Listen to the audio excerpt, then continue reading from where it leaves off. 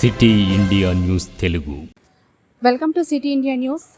CWC ప్రత్యేక ఆహ్వానితులు Congress party MP అభ్యర్థి Vamshi Chand Reddy Congress party కార్యాలయంలో విలేకరుల సమావేశం నిర్వహించారు. ఈ సమావేశంలో ఆయన మాట్లాడుతూ, నాకు మహిళలంటే అత్యంత గౌరవం. రాజకీయాల్లోకి వ్యక్తి జీవితం తీసుకురావడం నాకు ఎంత మాత్రం ఇష్టం ఉండదు. డీకే అరుణ తాను నన్ను ఎమ్మెల్యే చేసిందన్న వ్యాఖ్యల్ని ఖండిస్తున్నాను. నాకు టికెట్ ఇచ్చింది రాహుల్ గాంధీ, గెలిపించుకుంది కల్వకుర్తి ప్రజానికం. అంతేగాని అరుణమ్మ విఘ్నత లేకుండా మాట్లాడద్దు. 2019 నుంచి 14లో ప్రదేశ్ కాంగ్రెస్ ఎన్నికల కమిటీ సభ్యునిగా నేను సిఫార్సు చేస్తేనే నీకు టికెట్ వచ్చిన విషయం మర్చిపోయారా అంటూ ఆయన ప్రశ్నించారు. గద్వాల్లో నీ కుటుంబ ప్రయోజనాల కోసం నీ అల్లుని ఎమ్మెల్యే చేయడానికి ఒక బీసీ బిడ్డను బలిపశువును చేసింది. మక్తల్ భాజపా అభ్యర్థిని కాదని నీ తమ్ముడికి అనుకూలంగా వ్యవహరించింది వాస్తవం కాదా అంటూ ఆయన ప్రశ్నించారు.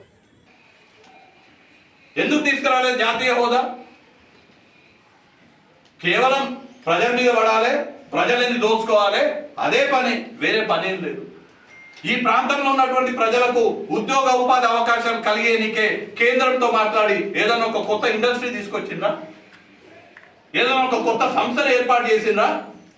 నేను కొట్లాడిన ఆర్టీఎస్ కోసం అని నేను ఇవాళ ప్రశ్నిస్తున్నా.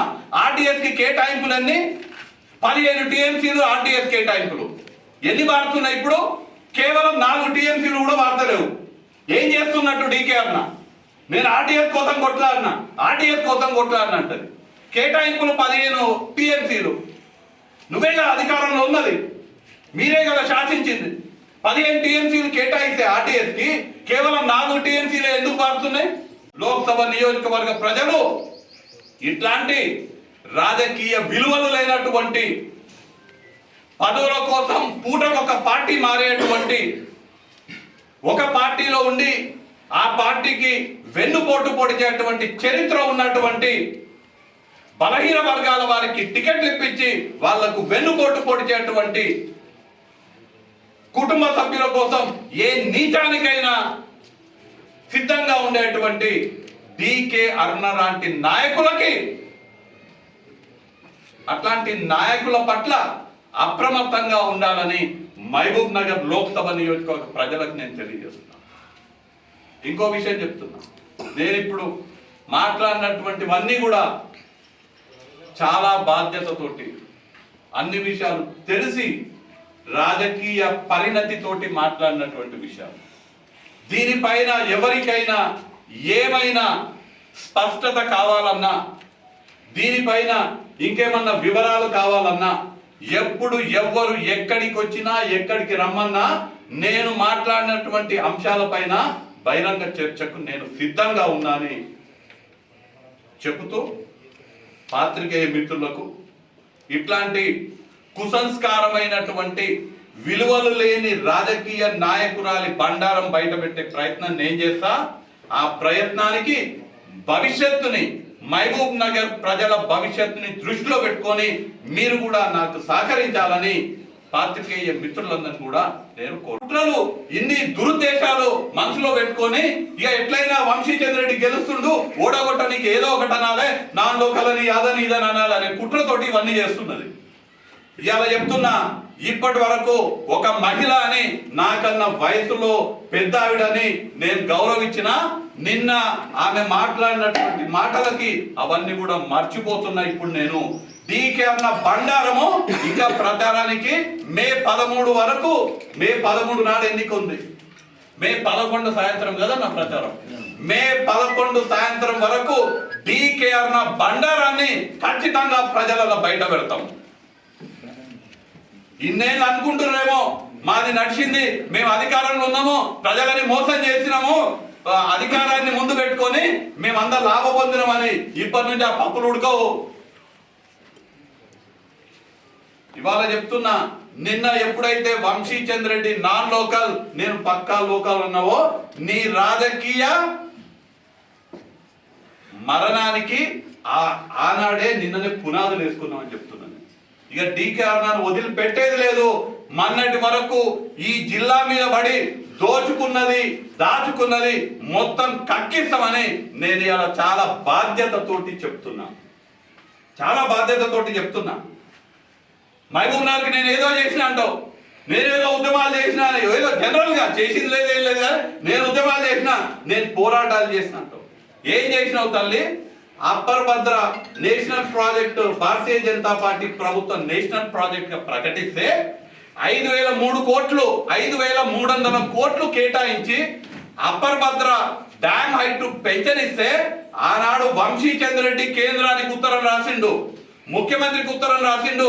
అప్పర్ భద్ర హైట్ పెంచితే నడిగడ్డ ప్రాంతంలో 80,000 ఎకరాలకి నీళ్లు సరిపోవని వంశీ చంద్రెడ్డి రాసిండు. నాది నడిగడ్డ కాదు, కానీ పాలమూరు బిడ్డగా నేను ఉత్తరం రాసిన. నేను లోకల్ అంటున్నావు కదా, ఆనాడు అప్పర్ భద్ర ప్రాజెక్ట్ కి జాతీయ స్థాయి హోదా అయితే ఎందుకు ప్రశ్నించలేదు, ఎందుకు ఆపియలేదు? ఉల్టా ఏం చేసిందో తెలుసా డీకేఆర్? అదే రోజు వాళ్ళ అధ్యక్షుడు, రాష్ట్ర అధ్యక్షుడు బండి సంజయ్ పాదయాత్ర చేస్తుంటే జోగులాంబ దగ్గర హారతి పట్టింది బండి సంజయ్. నేరియాల సూటిగా ప్రశ్నిస్తున్నా, ప్రాంతం మీద మమకారం ఉంటే పుట్టిన గడ్డ మీద మమకారం ఉంటే, నిన్ను గెలిపించిన ప్రజలపైన నీకు విశ్వాసం ఉంటే, ఆనాడు అప్పర్ భద్రాకి జాతీయ స్థాయి హోదా కల్పించినప్పుడు ఎందుకు మళ్ళా ఈ ప్రాంతానికి వచ్చి వైన్స్ సిండికేట్ ఏర్పాటు చేసి వైన్స్ ద్వారా ధనార్జన చేయాలని, ఒక వైన్స్ మాఫియా సృష్టించాలి, మైన్స్ మాఫియా సృష్టించాలి, శాండ్ మాఫియా సృష్టించాలి, కాంట్రాక్టర్ల మాఫియా సృష్టించాలి, దొంగ కళ్ళు సరఫరా చేసి డబ్బులు గతంలో ఎట్లయితే వాళ్ళ చరిత్ర మహబూబ్నగర్ ప్రజలందరికీ తెలుసు, నడిగడ్డ ప్రజలకు తెలుసు వాళ్ళ చరిత్ర. మందు కలిపిన కళ్ళు అమ్మాలే, పైసలు సంపాదించాలి. కాంట్రాక్టర్లు ఎవరు కాంట్రాక్ట్ చేసుకోవద్దు, మేమే కాంట్రాక్ట్ చేసుకోవాలి. మొత్తం కాంట్రాక్టర్లతోటి సిండికేట్ ఏర్పాటు చేసి వాళ్ళ దగ్గర కమిషన్లు తీసుకోవాలి. మళ్ళీ ఈ మహబూబ్నగర్ అవన్నీ చేయాలనే ఉద్దేశంతో మహబూబ్నగర్ ఎంపీ కావాలనుకుంటుంది. అధికారం కోసం, ధనార్జన కోసం, వాళ్ళ కుటుంబం బాగుపడడానికి ఎంపీ కావాలనుకుంటుంది, కానీ ప్రజల కోసం, ప్రజలకు సేవ చేయడానికి ఎంపీ కావాలనుకుంటలేదు.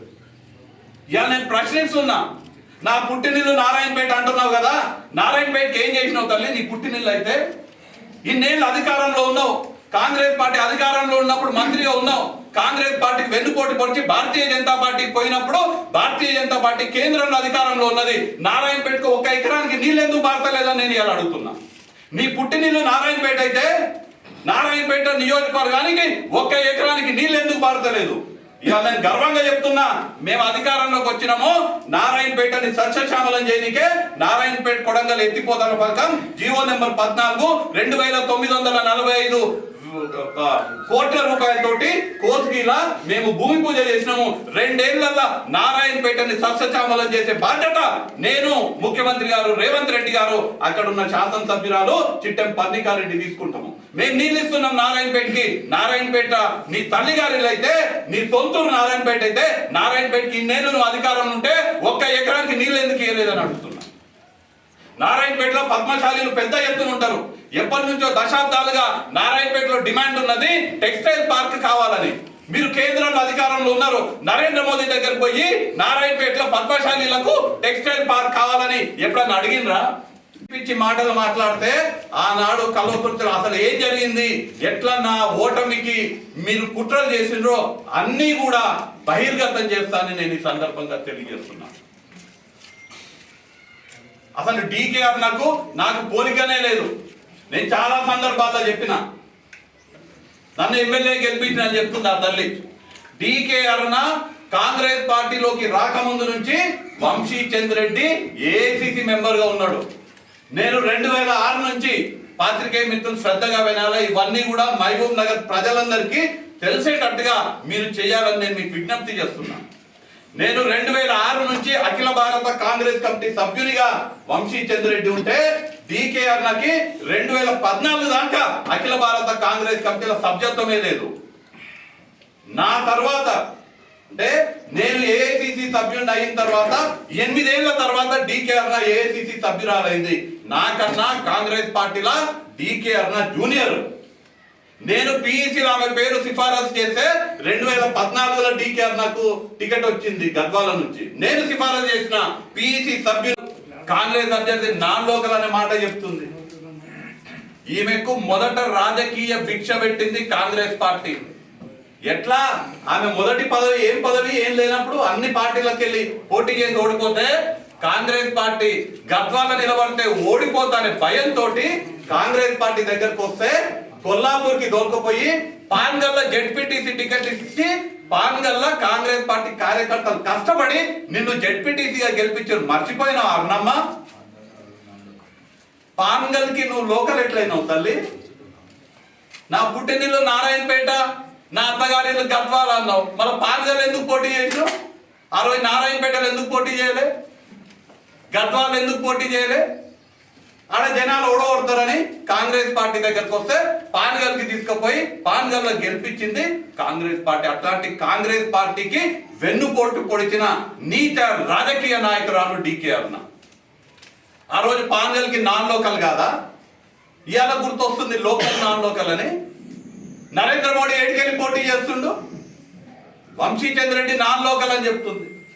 నా జిల్లా మహబూబ్ నగర్ జిల్లా, ఉమ్మడి మహబూబ్ నగర్ జిల్లా. ఎస్, నేను గర్వంగా చెప్తా, నేను పుట్టింది అప్పారెడ్డి పెళ్లిలా, కల్వకుర్తి నియోజకవర్గం నాది మహబూబ్ నగర్ జిల్లా, పాలమూరు బిడ్డను. ఎస్, బరాబర్ నేను ఇక్కడికి నాది నాగర్ కర్నూలు లోక్సభ నియోజకవర్గం. అక్కడ ఎస్సీ రిజర్వ్ స్థానం. పార్టీ నన్ను ఆదేశించి మహబూబ్ నగర్ నుంచి పోటీ చేయమన్నది కాబట్టి నేను మహబూబ్ నగర్ నుంచి పోటీ చేస్తున్నా. ఎప్పుడైనా చెప్తా, నా పుట్టిన ఊరు కల్వకుర్తి నియోజకవర్గంలో ఉన్నటువంటి షేరి అప్పారెడ్డి పెళ్లి. నాకు ఇలా ఓటు ఉన్నది మహబూబ్ నగర్ శాసనసభ నియోజకవర్గం, మహబూబ్ నగర్ లోక్సభ నియోజకవర్గంలో నేను ఇవాళ ఓటర్ని. నేను గర్వంగా చెప్తా, దాన్ని ఎనిగిపోయేది ఏం లేదు. భారత రాజ్యాంగం చెప్తుంది, భారతదేశ పౌరుడైనటువంటి వాడు భారతదేశంలో ఎక్కడ ఓటున్నా, భారతదేశంలో ఉన్న కన్యాకుమారి నుంచి కాశ్మీర్ వరకు ఎక్కడైనా పోటీ చేయొచ్చు అని భారత రాజ్యాంగం చెప్తుంది. కనీసం సంస్కారము, భారత రాజ్యాంగం మీద విలువలేనటువంటి వ్యక్తి డీకే అరుణ. కాబట్టి ఇవాళ లోకల్ నాన్ లోకల్ గురించి 2009లో కూడా చల్లా వంశీచంద్ర రెడ్డి రాష్ట్రం నుంచి ఎవరికి టికెట్ ఇవ్వాలని నిర్ణయించేటువంటి ప్రదేశ్ ఎలక్షన్ కమిటీలా వంశీచంద్ర రెడ్డి 2009లో కూడా సభ్యుడు. 2009లో నేను సిఫారసు చేస్తే టికెట్ వచ్చింది ఆమెకి. 2014లో నేను సిఫారసు చేస్తే ఆమెకి టికెట్ వచ్చింది. నేను 2006 నుంచి ఏఐసిసి సభ్యుడిని. ఆమె 2014 తర్వాత ఏఐసిసి సభ్యురాలు. నాకన్నా ఎప్పుడు కూడా ఆమె జూనియర్ పార్టీలా. నేను 2014లో ఎమ్మెల్యే అయితే ఆమె కూడా 2014లో ఎమ్మెల్యే. నేను మొదటిసారి పోటీ చేసింది 2014లో. ఇది మహబూబ్ నగర్ రాజకీయ నాయకులు అందరూ కూడా క్షుణ్ణంగా ఆలోచన చేయాలి. ఆమె నేను ఏదో గొప్పదాన్ని, నాకు పెద్ద పెద్ద కిరీటం ఉందని చెప్పుకుంటది. మహిళని గౌరవిస్తున్నాం కాబట్టి ఆ గౌరవాన్ని కాపాడుకోవాలని నేను వారికి సూచన చేస్తున్నా. డీకే అరుణ పిసిసిలో ఉపాధ్యక్షురాలు ఉన్నప్పుడు వంశీచంద్ర రెడ్డి అనేటువంటి నేను అఖిల భారత కాంగ్రెస్ కమిటీలో జాతీయ కార్యదర్శిగా ఉన్నా. నీ పదవి పిసిసిలో ఉపాధ్యక్షురాలు. నువ్వు పిసిసిలో ఉపాధ్యక్షురాలుగా ఉన్నప్పుడు నేను అఖిల భారత కాంగ్రెస్ కమిటీలో కార్యదర్శిగా ఉన్నా. అది వంశీచంద్ర రెడ్డికి డీకే అరుణకు ఉన్నటువంటి తేడా. కాంగ్రెస్ పార్టీ నా చిత్తశుద్ధిని గుర్తించింది. కాంగ్రెస్ పార్టీ నా క్రమశిక్షణని, నా పట్టుదలని, పార్టీ పట్ల నాకు ఉన్నటువంటి చిత్తశుద్ధిని గుర్తించి మీలాంటి సీనియర్లను కాదని మీరు పిసిసిలో ఉంటే నన్ను ఏఐసిసిలో అఖిల భారత కాంగ్రెస్ కమిటీలో ఇవాళ అఖిల భారత కాంగ్రెస్ కమిటీలో అత్యున్నతమైనటువంటి నిర్ణయాత్మక మండలిలో సిడబ్ల్యూసి కాంగ్రెస్ వర్కింగ్ కమిటీలో అతి చిన్న వయస్సు కలిగినటువంటి వ్యక్తిగా పాలమూరు బిడ్డగా వంశీచంద్ర రెడ్డి వాళ్ళు ఉన్నారు.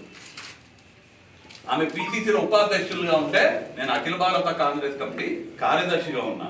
ఇట్లాంటి దొంగ మాటలు, ఇట్లాంటి పిచ్చి పిచ్చి మాటలు, నేను ఆడ గెలిపించినా ఈడ గెలిపించినా అని మల్లగిన మాట్లాడితే మంచి ఉండదని నేను హెచ్చరిస్తున్నాను.